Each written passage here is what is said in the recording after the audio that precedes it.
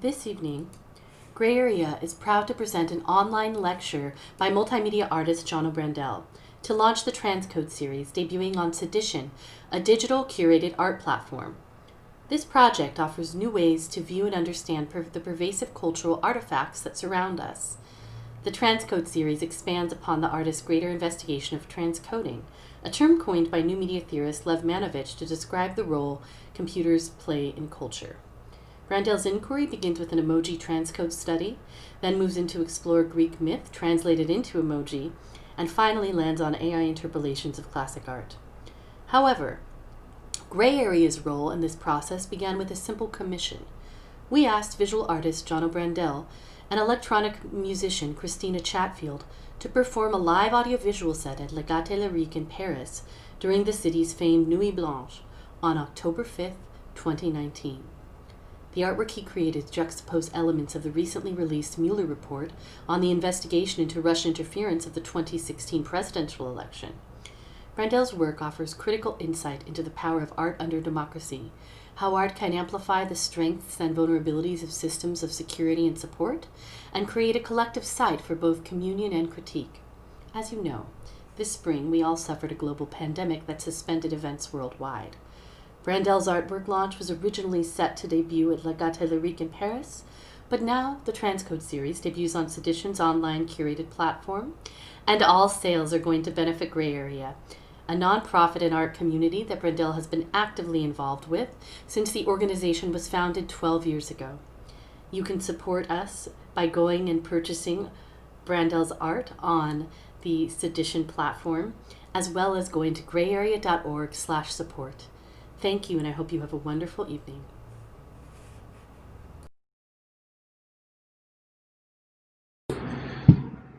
Hey, how's it going? My name is Jono Brandel. Thanks so much for coming out today. I want to give a big thank you to Gray Area for allowing me to talk about these projects and also talk about one project in particular, which Gray Area created the opportunity for a very special collaboration, which I'm going to go over today. Before I get into the actual talk, though, I want to go over a couple of logistics. The pieces that I'm going to show, most of them you can find on my website, which is right here, this portfolio, Jono FYI. And I'm not going to talk about it in super detail, but if you're interested in this topic around the themes or the thematics that I'm going to be covering, I really encourage you to check out my thesis, which is about the abstract painter Wassily Kandinsky and how his artistic approach is similar to new media artists' approach today with code. And I'll show these links at the end of the talk also, so you don't have to record them right now. But I do want to give this as a heads up before we get into the content, as two kind of things that I'm really excited to share with you guys. So yeah, let's get started. My name is Jono, and I got my start in kind of interactive art and technology types of projects at UCLA in 2008. I studied design media arts with a minor in Latin, and most recently I just finished my Master of Fine Arts in new media from Paris College of Art, which is where I wrote this thesis and developed a lot of these projects that I'm going to show today. Between those two scholastic stints, I worked for a number of different companies, started as a graphic designer, and moved into creative technology, and then kind of more into engineering at big companies like Google and smaller companies like startups at Within, which is a startup for virtual reality content. I've also had a couple of artistic residencies that really inform my practice and kind of the approach that I take. So kind of to talk about this talk in the context of, Gray Area allowing me to present my work. They also did this really special programming for Nuit Blanche in Paris, France, which is where I was studying for my master's. And this happened in October in 2019, last year. And I'm just going to show the reel to explain kind of what the night is, and I'm going to talk over this video while it's playing.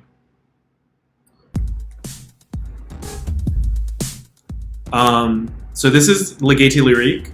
It's a huge kind of multi-functional event space. There's a concert venue like what you're seeing right now, but there's also a library, an exhibition space, a bar, and a cafe where they serve food. So it really offers a lot of different possibilities, and they're really interested in showing off, you know, all sorts of kind of contemporary creative practices today. So for the event at Nuit Blanche, Gray Area was selected as the curator to come up with a special programming that was free to the public, that anybody could come by and experience. And this is kind of a little encapsulation of that evening. So if we go back, the piece that I made was in collaboration with Christina Chatfield. She is an electronic musician from San Francisco as well. And we put together a set with her kind of electronic acid beats, and kind of juxtaposed to that in the visuals was a retelling or a re-display of the Mueller report, this FBI document into the investigation of whether the Trump campaign colluded with the Russian government during the 2016 presidential elections. So these are some pictures from the night and from the set to kind of give you a sense of what it looked and felt like, but you also kind of got a sense of that from the video. And this project actually is part of a bigger series of research that I've been pursuing in my Master of Fine Arts at Paris College of Art. So we kind of got to see a snapshot of what the piece was, but we're actually going to rewind back to my the beginning of 2018 when I kind of started this endeavor in my Master of Fine Arts. And when I entered, you know, the program is called Transdisciplinary New Media, and new media was a hot topic between my cohort in terms of, you know, what did that mean exactly? And at the surface level, it kind of we really kind of were shown, you know, a lot of different projects that mixed art and technology, which is not surprising for, you know, the gray area audience, that new media is this subgenre of contemporary art. But to kind of go over what we're going to go over today, and I show this slide mainly because the projects that I'm going to show kind of span a lot of different subjects, but the things that kind of keep them connected are the techniques. So this first technique is called transcoding. It's kind of this attribute of new media within the technological domain, and that interplays with juxtaposition, which is an artistic practice. Excuse me. And this is really at the root of what I've been developing in my projects over the last 2 years, and where I see my practice going in the future. So how does this exactly kind of play out? You know, like, what exactly is transcoding and what is juxtaposition? We'll kind of get into that through these 4 projects that I've made. So one of the first books that we were presented in my program was The Language of New Media by Lev Manovich in 2001. And kind of early on in the book, he goes into great detail of kind of the attributes that make up new media. New media is this really interesting genre of contemporary art because, unlike, you know, surrealism or Rococo or abstract painting, there is not a specific time frame that defines this genre or this movement. It's really a typology, and so because of that, Lev Manovich, describes most works of new media having at least one of these kind of 5 core attributes. And transcoding is the 5th one, and for him it's the most important one. And this is the definition of what transcoding means. He found it so transformative that he actually later on describes in the book that all culture came to be filtered through a computer, as if this process transcoding was able to kind of take, the past and the present of our lived experience and kind of digitize it in some way. And when I read this, I immediately had pushback. This book was written in 2001, and I definitely know at that time for myself, I kind of had a more kind of utopian or optimistic view of how internet and the computer kind of could and should impact culture. And now in 2020, we've kind of seen a lot of the growing pains and other kind of like systemic issues that are a result of these new technological feats. And so, yeah, I wanted to test this idea of transcoding. What kind of did it mean? I didn't believe that all culture came to be filtered through it, so I wanted to kind of look at that description that you're translating one thing into another form. So that to me really kind of felt like language, and I wanted to choose subjects to transcode that wouldn't be something that's at the forefront of the tech savvy of today. And so what I kind of came upon was a dead language, was to look at Latin, which I minored at UCLA, and to try to transcode it into emojis, which is a new language of today that's image-based. And so the first piece I came up with is really a study. I wouldn't call it a work of art, but it's really to understand the process of transcode. And so it's called the transcode process. Let's take a look.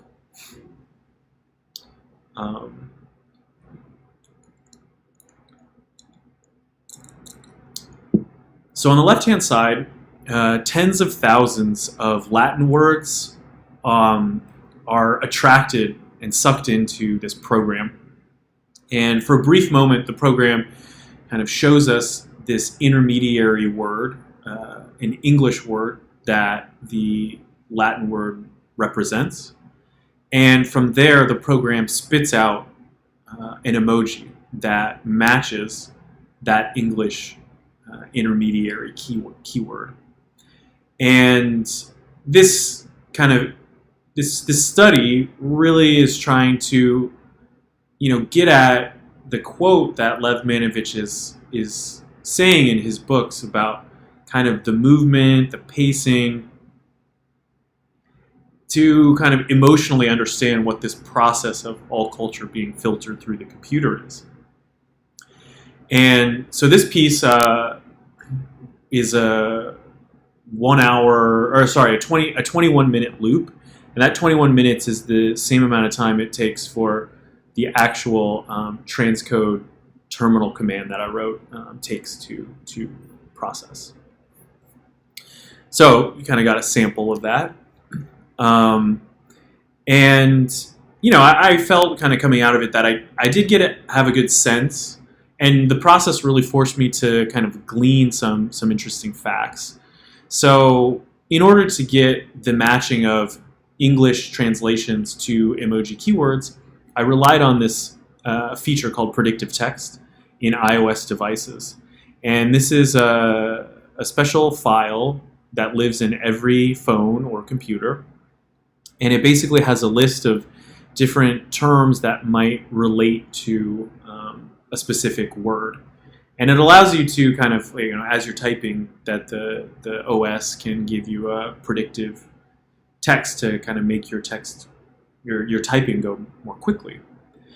And one thing that I found interesting is that, if we look at delivery truck here, if you type in delivery, you'll get the truck, but if you also type in shipments or service, those will also match. And so there's this ambiguity here and kind of subjective bias that Apple puts into these phones. And I found that kind of an interesting artifact of this process.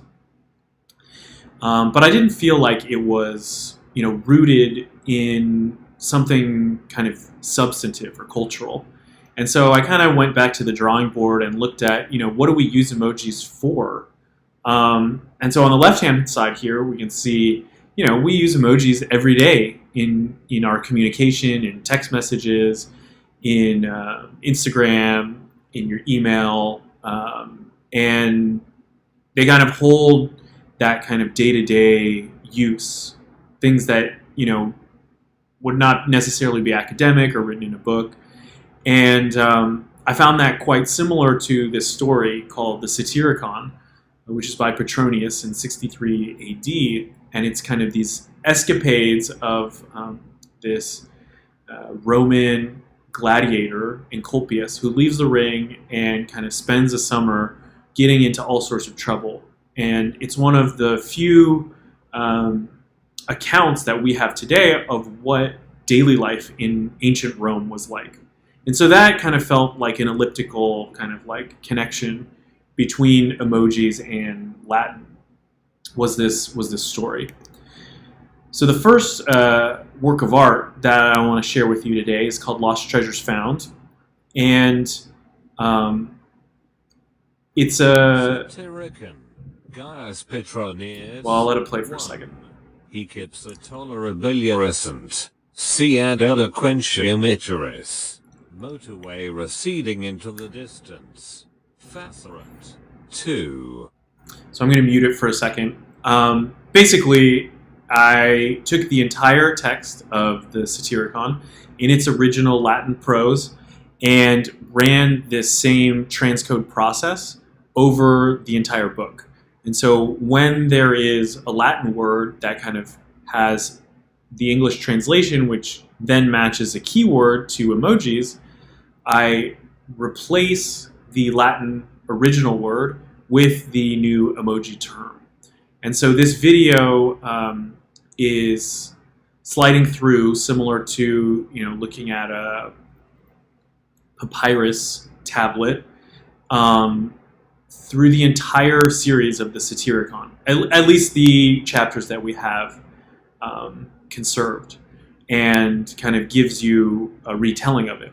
And then kind of overlaid on top of that, the sonic layer is Siri, the male Siri voice, reciting key phrases from each chapter.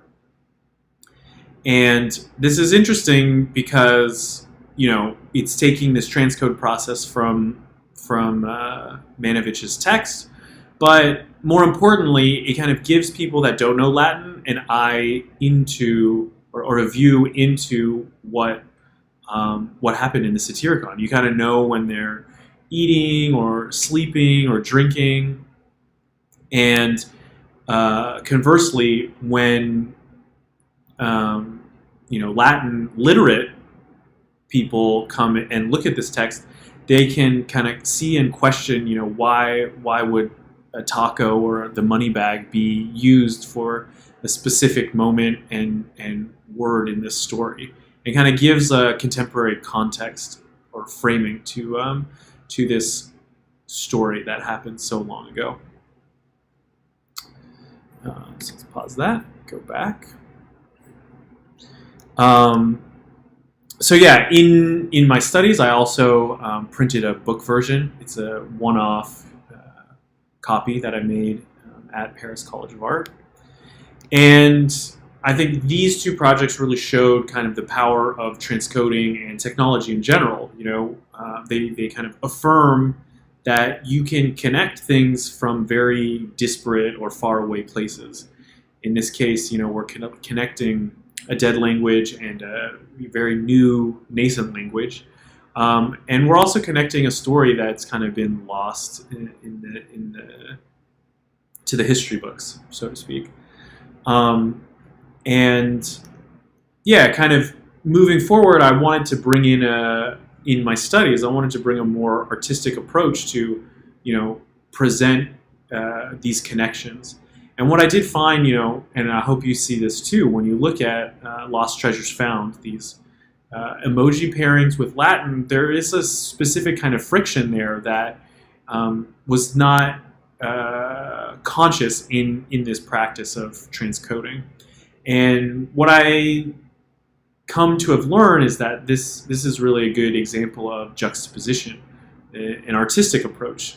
And so here we have two paintings that use juxtaposition. On the left is René Magritte's Les Idées Claires from 1955, where Magritte juxtaposes the ocean, a boulder, and a cloud simply by painting their forms in a composition that's in an arrangement that's kind of next to each other. And this juxtaposition creates a type of questioning. We have to question, what is the weight of the rock really? If it had a different weight, would it still be a rock? And what's its relationship to clouds or to water? And that type of questioning is a really specific and unique kind of feature of painting. Similarly, John Baldessari in 1968 painted Pure Beauty. And here, Baldessari is using juxtaposition not by the arrangement of formal objects, but through the arrangement of color and typography. So, with an off-white and juxtaposed with the black and the words that read Pure Beauty, it kind of really asks the question, what does pure beauty mean? Is this something that you subscribe to, this kind of framing of it, or is there something else that comes to mind? So the next piece that I made is called Des Objets Reconnus, and it really kind of takes account into this idea of juxtaposition. So let's take a look.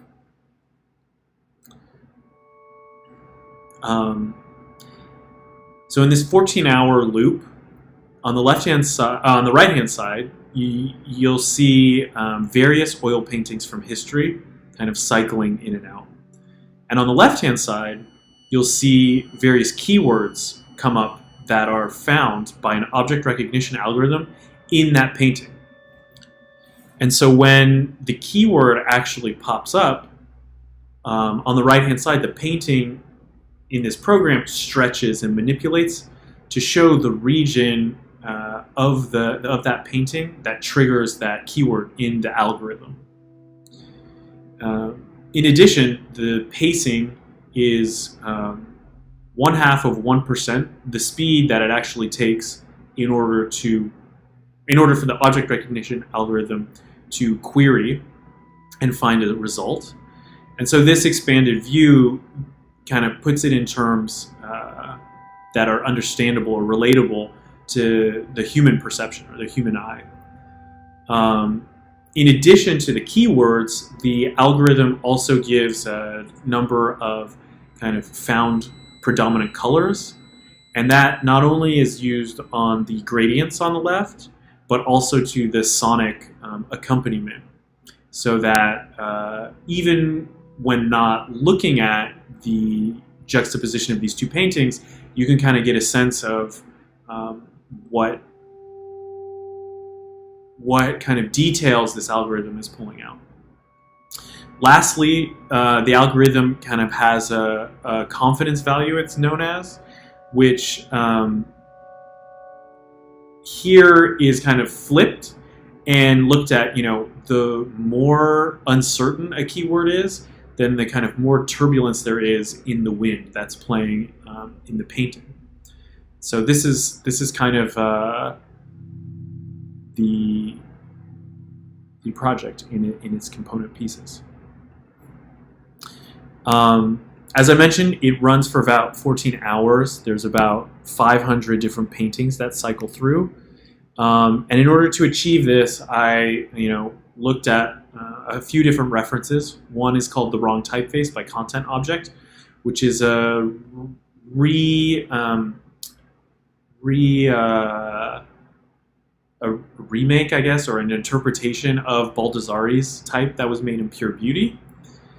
And so that was a reference to use for the typography. And below here is the actual example of how the object recognition algorithm works. This is by Google's Vision API.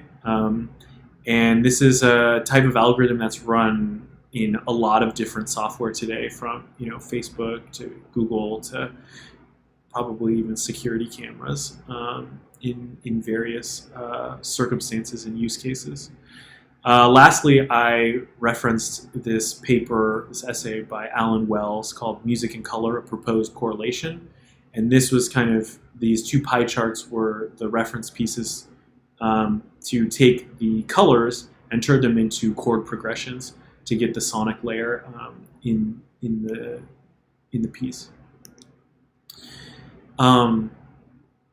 So kind of like looking back at this piece after I made it, I really kind of found that this power of inquiry was something unique to art that I didn't have a lot of experience with kind of in my professional experience working in the tech industry. And I found this to be really powerful. And so that kind of brings us to Harm to Ongoing Matter, which is the name of the piece of the performance that was made at La Gaieté Lyrique.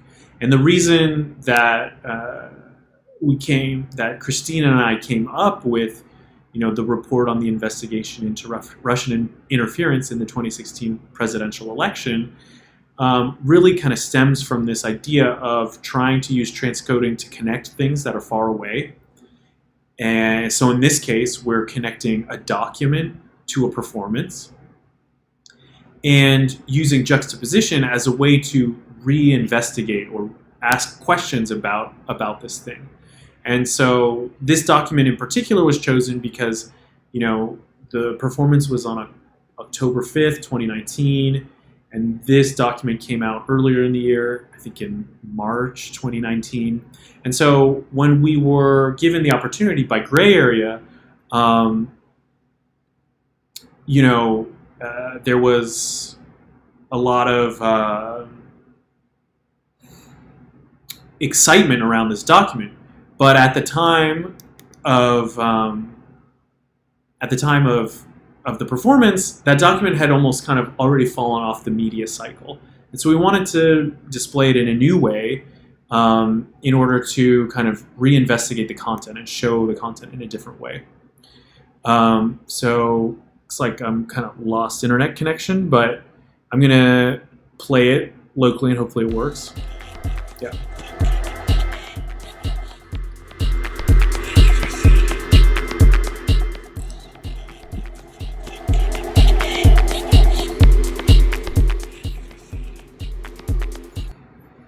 So this is kind of the final piece that was made out of the project. And so on the front layer, you can see the actual documentation from the evening. You can kind of see what the visuals look like. You can hear what the music is like, and you get a sense of what that event was like. And then behind that is a digital animation of the entire PDF, kind of flipping through page by page from the Internet Archive. And this gives you kind of the recontextualization of this piece, but also of the document. That in this 2-hour set, we were able to show 2/3 of the document and to kind of see it in a new light and in a new context. And for most people, this is the first time that they maybe have ever looked at the document. They've maybe heard of the document, but to actually see the words one after the other was something kind of really powerful and surreal in the moment. And so this loop is a 4-minute loop, kind of showing the whole document and the documentation. And to kind of like sum up, we've looked at kind of this project in the beginning, so I'm not going to go into further detail about the actual piece. But, this is the first kind of consciously politically charged piece that I've worked with.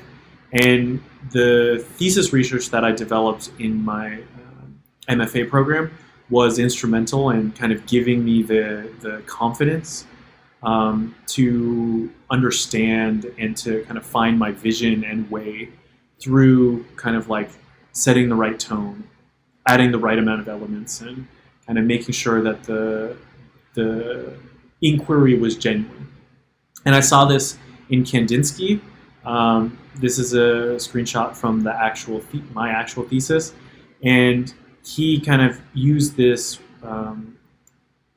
structure, color palette developed by Goethe, and he flipped the blue and violet kind of positions of how kind of colors are complementary or analogous to one another, and used that as a way of inquiring about color itself in his paintings.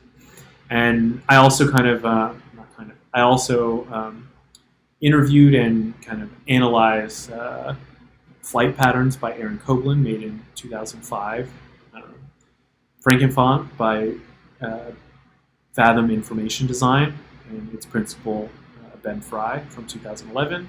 And also 24 Drones by Elevenpay and Rhizomatics. And I interviewed Daito Manabe to understand their processes more and to see how their work kind of really came from a genuine curiosity.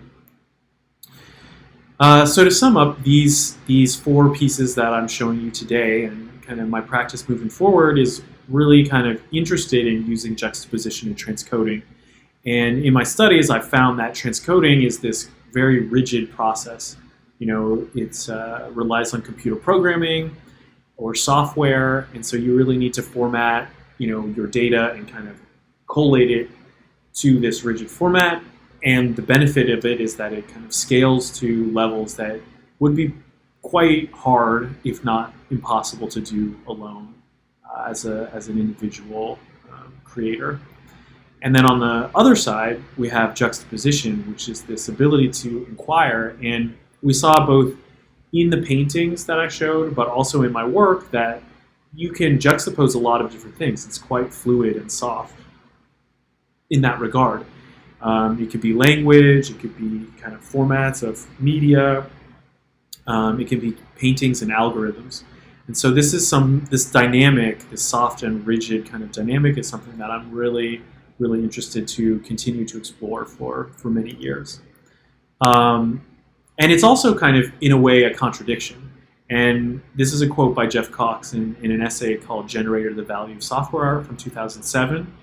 And for him, he really claims that contradiction is kind of, for me, I found this contradictory, kind of soft and rigid approach is where you can really get to kind of the interesting tidbits of where technology and culture kind of collide. So to sum up, I was planning to show these 4 pieces in Paris at a gallery as part of my thesis defense to complete my MFA program. But unfortunately, because of the coronavirus, that wasn't possible. One benefit, though, is that of new media art is that it's flexible. And so I was able to kind of reconfigure the software to output fully digital pieces. So instead of having the work shown as these renders here, in a physical space, I'm partnering with Sedition Art with the help of Gray Area to show all 4 pieces in an unabridged format on their curated platform, which is on sale today. And the cheapest piece goes for $20. And I'm really happy to say that the proceeds benefit Gray Area.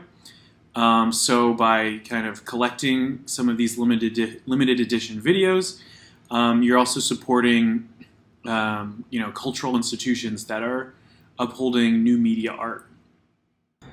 And with that, I'll leave on this final slide to say thank you for taking the time out of your day. Hopefully this kind of puts your mind at ease and kind of engages some artistic practices during these tough times.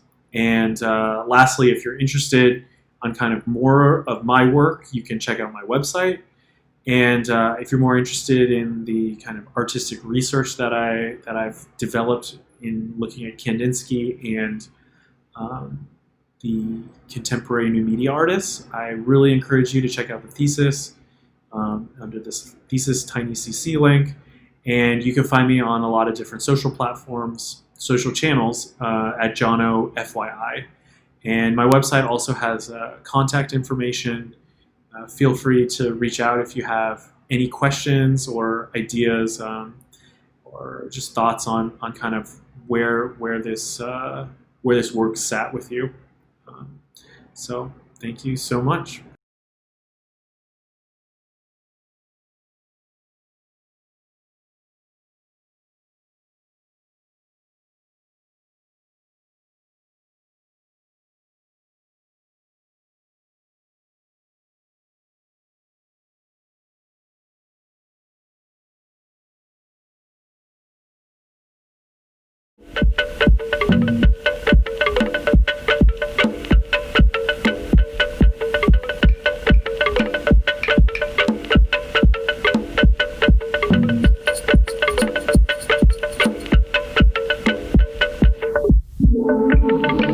Thank you.